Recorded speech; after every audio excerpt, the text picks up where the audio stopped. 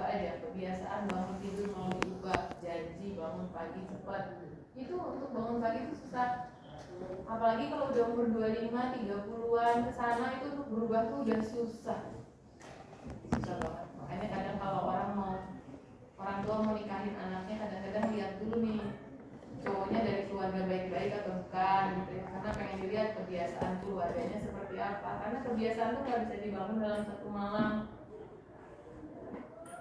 Jadi harus berproses. Sementara kalau udah usia segini udah kebentuk semua karena kalian itu dibentuk di usia awal kalian yang 0 sampai 6 tahun, golden age disebutnya. Itu pembentukan karakter orang. Tapi kan nggak ada yang nggak mungkin ya. Jadi kalau masih selama masih hidup gitu masih bisa untuk berubah, masih bisa karena masih dikasih kesempatan bernapas kan berarti artinya masih bisa untuk berubah ya. Jadi lebih baik. Kalau mau jadi lebih baik ya bangunlah kebiasaan yang baik walaupun itu susah. Tidak ya itu tadi asal-asalan, kebiasaan bohong, kebiasaan bagi waktu yang gak baik, biasanya seperti itu membuat jadi keteteran semuanya. Sekali keteteran apalagi dari kimia kan susah ya, banyak yang bilang susah, kata orang sih susah ya, dari kenyataannya kan emang susah banget gitu ya. Jadi ya ikutin kuliah aja susah apalagi gak ikutin kuliah gitu. Jadi kalau saya boleh kasih saran yang berbuat itu yang baik supaya kalian nanti lulus itu dengan kebanggaan, bukan masalah nilainya yang bagus, tapi kalian sudah berjuang dengan cara yang benar, sudah melewati kesulitan itu dengan perjuangan sendiri dan pertolongan Tuhan. Walaupun ada masa di mana kerja kelompok kan bareng-bareng, iya bareng-bareng, tapi bukan ngambil kerjaan orang, lalu diakui sebagai kerjaan sendiri. Jadi orang yang nggak pede ya.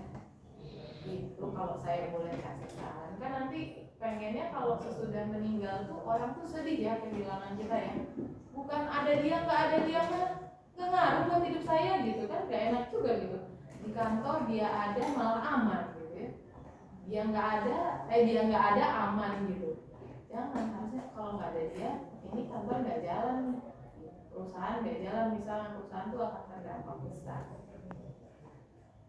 Kan pengen gitu ya, hidup itu jadi ada artinya ya, ada artinya buat sekeliling, ada artinya buat dan Tuhan itu menciptakan kita kan pasti baik semuanya, nggak ada yang nggak baik, semuanya itu baik dan nggak ada orang yang bodoh, itu nggak ada. Kalau IPK-nya dirunut beda-beda itu karena masalah perbedaan cara menyikapi aja gitu, dan segala permasalahan yang ada di belakangnya gitu kan. Tapi bukan karena bodoh saya ya.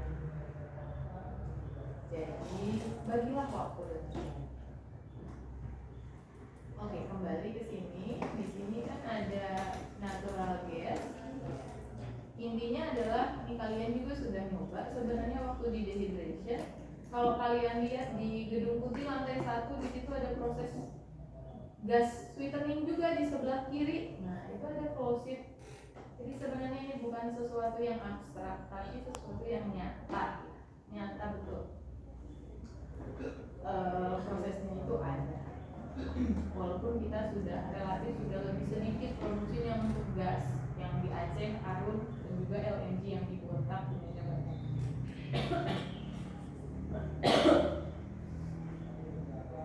Nah, dilihat di sini, ini adalah gas alam. Jadi proses utamanya sweetening, menghilangkan gas asamnya, diabsorpsi, kemudian dia akan diregenerasi dengan menggunakan jenis distillation. Tapi di sini ada rangkaian utility ini, dan juga di sini juga ada rangkaian utility yang ini. Kenapa? Yang lihat di sini karena satu dari well, dari sumurnya ini suhunya sekian, pressure sekian, dan molar flow. Nah, masuk sininya di tekanan berapa? 64. Maka harus dikasih kompresor. Dari tekanan berapa? 33/64 kasih kompresor. Kalau tekanannya naik, suhunya juga naik. Tadinya ini 30, tadinya di sini 30, ini suhunya naik, pasti keluaran kompresor, jadi harus didinginkan pakai cooler. Akhirnya pada tekanan yang diinginkan, jadi di sini berapa? 64 bar, 30 derajat Celcius bisa dilakukan absorpsi. Nah, setelah diabsorpsi di sini, pada absorpsi ini digunakan DHA. Nah, untuk yang di sini, karena di sini sama sekali nggak ada processing yang kaitannya dengan sour gas-nya, maka yang bagian sini, khusus bagian sini ini hanya pemisahan gravitasional saja. Lihat saja di sini ya, yang ringan ke atas, ini yang agak ringan, tengah-tengah, oil di tengah, yang paling berat di bawah. Maka di sini pakainya Peng Robinson yang paling sesuai. Yang ini Peng Robinson, sisanya pakai acid solvent. Nah, kemudian si solvent yang banyak mengandung sour gas, tapi bisa juga ke bawah nih hidrokarbon yang fraksi-fraksi atasnya. Maka lagi-lagi perlu dikasih kaodram. Kaodram ini memang ada ya di lapangan ya. Kalau dikenal di HISIS-nya itu pakai separator, ada 2-phase sama 3-phase separator. Kalau istilahnya di industri itu namanya pakai kaodram. Nanti kalau kalian ke Pertamina, KP-nya nanti akan lihat ini ada namanya kaodram. Nah, kemudian di sini dibanding dulu dilepaskan. Kalau yang di dehydration ininya namanya flaring. Kalau ini di nomor aja begini, yang gasnya ke atas. Kemudian yang mau diregenerasi ke bawah yang nomor 3. Nomor 3 ini adalah rich amin. Kemudian rich aminnya ini kenapa pakai HE? Karena kenapa di sini pakai HE? Karena distilasinya di suhu 70. Di sini kurang dari 70 harus dipanasin. Dipanasinnya pakai apa? Keluaran lin amin yang di sini yang sudah diregenerasi. Nah, ini dapat di sini buat dipakai lagi. Pakai lagi di mana? Pakai lagi di sini, masuk absorpsi. Tapi sebelum pakai lagi dia ngelewatin HE tadi karena dipinjam sama ini, untuk manasin ini. Kemudian dia akan masuk ke sini, diapain ini? Dinginkan. Kemudian pakai pompa, dipompa, tekanannya dinaikkan karena masuk sini tekanannya adalah berapa? 64 lagi. Kemudian pakai recycle. Lalu ada yang beda dari Peng Robinson. Untuk acid gas chemical solvent di sini ada fitur namanya MECA. Kalau di Peng Robinson ini enggak ada. Kalau di sini ini ada MECA. Jadi saya nggak akan jelaskan satu-satu lagi juga. Nah, kalian bisa lihat di sini. Oh, ternyata. Tapi yang tadi Pak ada ya? Ada.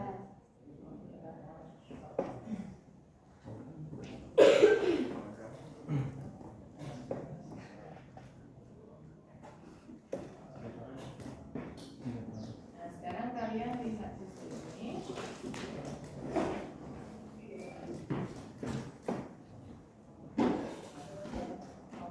Ya.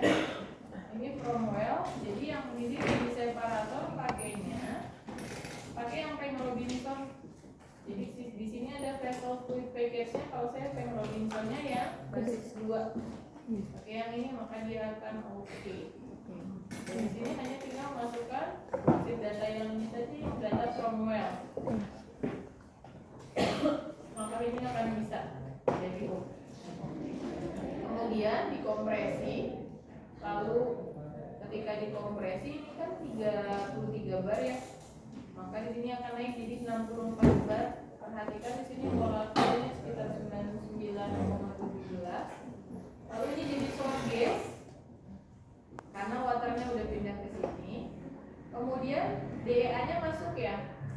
DEA-nya jangan lupa apa kondisinya? DEA-nya input di sini dia diketahui di worksheet composition-nya. Nah, ini sudah berubah ya. Ini saya ignore dulu yang ini.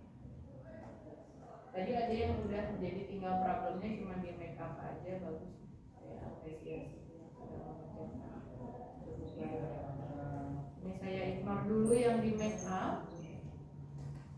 Nah, awalnya kan di sini ya. DEA di sini. Awalnya gimana? Suhu berapa DEA si solvent? 30. Suhunya berapa? 30 derajat terus 64 bar. berapa? 64. Terus apa lagi? 8 meter kubik per hour. Ininya 8. Baru compositionnya di sini apa? Jangan lupa komposisi apa? Masa. Massa, karena di soalnya kalian lihat di sini 30% weight. Ya, 30% weight. Jadi ini komposisinya dalam massa. Maka H2O-nya 0,7, aminnya 0,3.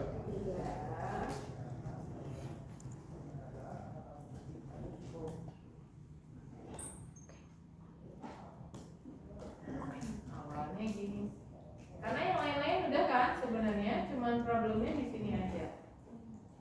Yang ini udah belajar, apalagi ini cuma masukin data. Ini sama ini sudah belajar. Kalau masih aneh berarti ada yang salah ketika input di sini atau di sini. Kemudian ini kan, sementara ketika diolah ini diabsorb, kemudian dilakukan proses ini dipisahkan lalu diregenerasi, maka didapatkan ini yang mau di recycle kan ya? Yang mau di recycle. Nah, kita lihat di sini di composition ada apa di sini? Recycle-nya mengandung apa selain DEA? H2S. Ada H2S-nya, kemudian juga ada CO2-nya. Ada H2S dan CO2. Karena itu beda, nanti akan konflik ketika masuk ke sini. Karena di sini kan tadinya hanya murni ya. Nih kalau saya make up-nya saya jalankan, ikmamnya saya uncek, tuh dia pasti inkonsistensi karena apa komennya? H2S-nya kok beda, tadinya kan 0. Ini kok jadi ada 0,002. Nah, jadinya dia konflik. Basisnya baik sekali, dia ngasih tahu salah. Ininya juga akan ke on hold. Karena itu saya akan uncek lagi yang ininya, saya ignore lagi ini, kemudian maka ininya akan mau pindah ke aktif, karena kalau enggak kan dia juga ribut terus ya, ya nggak bisa mau kamu hitung gimana juga kalau datanya masih gitu nggak bisa, makanya dia marah gitu output. Maka saya akan ke sini, DEA-nya yang menyesuaikan, yang di sini menyesuaikan sesuai dengan recycle yang masuk. Nanti dihitungkan sama HISIS. Maka ini saya empty-kan. Ini juga saya empty-kan. Ini saya empty-kan. Ya. Nanti ngikut yang masuk berapa, karena nggak ada pemisahan yang sempurna, regenerasi yang sempurna. Ini juga saya hapus. Biar hapus semua gampang, pilih erase. Oke. Jadi semua setelah ini oke sampai recycle amin, karena harusnya dari kaodram yang ini jalan sih nggak ada masalah harusnya ya, karena sudah nyoba semua kan yang pas di dehydration. Kalau salah berarti mungkin kebanyakan ada yang salah input, kurang teliti. Nah, kurang teliti nggak biasa ngerjain, nanti pasti panik kalau pas tugas besar. Ya, ini ke sini, kemudian nah jadi gini kan, lalu tapi ini masih dalam kondisi aktif. Sudah aktif nih, artinya sudah bisa dihitung karena ini sudah di-empty-kan. Lalu kita tinggal yang make up, iklannya dihilangkan.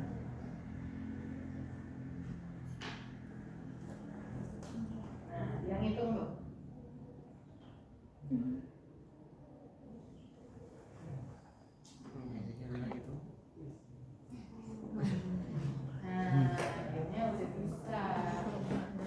Jadinya di sini akan ikut kondisi yang dari recycle. Tuh, ada kandungan H2S-nya. Kemudian CO2. ada CO2. Ya. ngerjainnya yang mungkin juga kelas saya apresiasi jujurnya ya, jujurnya memang belum ngerjain gitu kan, pasrah aja. Oke, sekarang jangan lupa dijawab pertanyaannya karena harus menjawab report. Absorption efisiensi, bagaimana absorption efisiensi? Yang mana absorption efisiensi? Rich amin. Yang mana? Rich amin. Rich amin yang di sini, ini kan yang terabsorb, gas asam yang terabsorb di sini ya. Ya. Dibagi dengan gas asam yang di mana? Di mana? Sorges dan DE, karena di sini ada sedikit. Ya, di sini ada sedikit, di sini ada sedikit.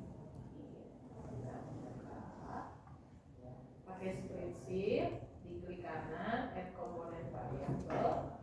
Satu-satu boleh. H2S berarti di sorges berapa, di DEA berapa. Itu yang inputnya ya. Yang ini sorges berapa, DEA berapa. Kemudian baru yang di rich amin berapa. Yang di rich amin dapat berapa. Maka efisiensinya adalah rich amin dibagi DEA tambah sorges. 100%. Maka ini dapat D5 dibagi B5 tambah C5 kali 100%, sama CO2 nya rich amin dibagi ada salah guys. sorges ini sama DEK kali 100%. Kalau bedanya sedikit banget ya harusnya kurang lebih benar. Kalau bedanya terlalu jauh berarti ada hitungan yang salah. Jadi ini jawabannya ya. Kemudian untuk yang B, sweet gas flow rate dan composition. Berarti yang mana yang ini ya? Tinggal yang ini sekitar berapa? 92,82. Molar flow-nya, composition-nya tinggal lihat di dalamnya. Lalu produce water flow rate yang mana? Water satu paling bawah. Water satu paling bawah. Bawah ini ya, Iya. yang water ini. Ini berapa? Flow-nya kecil sekali karena airnya sedikit. Dan juga composition. Kemudian satu lagi adalah venting gas flow rate and composition. Berarti ya ini ya. Ya. Jadi di sini berapa flow rate-nya? Ini ada mass flow-nya, ini volume flow-nya. Ini agak sedikit sih. Kalau di KMLHK, di Kementerian Lingkungan Hidup itu ada syarat flue gas atau gas yang boleh dibuang ke udara bebas dari yang bergerak ataupun tidak bergerak. Dan tiap tahun itu biasanya per 2 tahun suka direvisi undang-undangnya. Terakhir untuk pembangkit saja di 250 ppm. Lalu kemudian juga kalau untuk yang bergerak kayak kendaraan, emisi itu juga ada syaratnya. Kalau yang internasional merujuknya ke WWFC. WWFC itu Worldwide Fuel Charter. Nah kalau di luar negeri kebanyakan itu ngikutnya Euro 4 sama Euro 5 itu hanya 10 ppm. Di Indonesia kemarin saya baru lihat tahun ini kita udah punya B40 ya. Tahun lalu tuh masih B35. B40 tahu ya? Tahu nggak B40?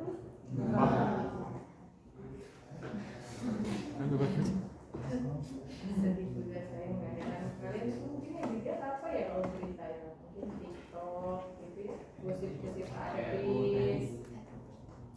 B40 biodiesel yang 40% solar yang 40%-nya sudah diisi biodiesel. Nah sekarang kita solar kita sudah 40% biodiesel. Itu yang dipakai di industri. Itu juga yang dipakai di kendaraan-kendaraan diesel. Kalau Indonesia kan terlalu suka ya kendaraan diesel ya, karena suaranya berisik.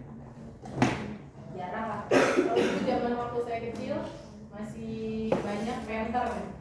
Nah, karena bapak saya pakainya Panther tuh waktu saya masih kecil. Tapi sekarang udah jarang tuh yang pakai basisnya solar. Palingan kendaraan angkut yang antara Jakarta Bandung itu biasanya masih pakai solar yang subsidi karena lebih murah. Nah di sini kita lihat di compositionnya, lihat H2S-nya tuh mass fraction-nya besar ya, 2,4%. 24% malah ini. Yang defending 24%. Karena kita tuh masih rujukannya masih Euro 1, Euro 2 kayaknya. Batasan kita di ESDM sama di Kemen LHK masih di 0,2%. Jadi kalau ini nih ya, ini nggak boleh dibuang langsung. Kalau di Pertamina Cepu itu diolah pakai bakteri. Jadi nanti keluar SOX-nya tuh berubah jadi sulfur padat. Nah, sulfur padatnya bisa sedikit. Kalau sulfur padat kan suka ada di tangkuban perahu ya. Oh, yang kuning-kuning. Nah, yang kuning-kuning itu sulfur padat biasanya buat kulit. Itu nggak apa-apa. Tapi kalau dalam bentuk udah di emisi SOX itu nggak boleh. Oh, belerang super. Lupa. Ya, CO2 kalau CO2 ini masuk parameter gas rumah kaca, kalau H2S masuk parameter nantinya jadi SOX itu masuk ke polutan. Jadi sebenarnya nggak sampai di sini aja, nanti ini biasanya kalau di atas ambang batas yang diizinkan, maka ini akan diolah lagi. Diolah lagi supaya tidak boleh melebihi ambang batas. Karena kalau enggak nanti ribut dimarahin sama Kementerian. Ya begitu kira-kira, silahkan dikerjakan, diselesaikan. Kalau yang mananya boleh dibawa. Kalau yang sudah selesai tinggal buat reportnya ya, jangan lupa dikerjakan report.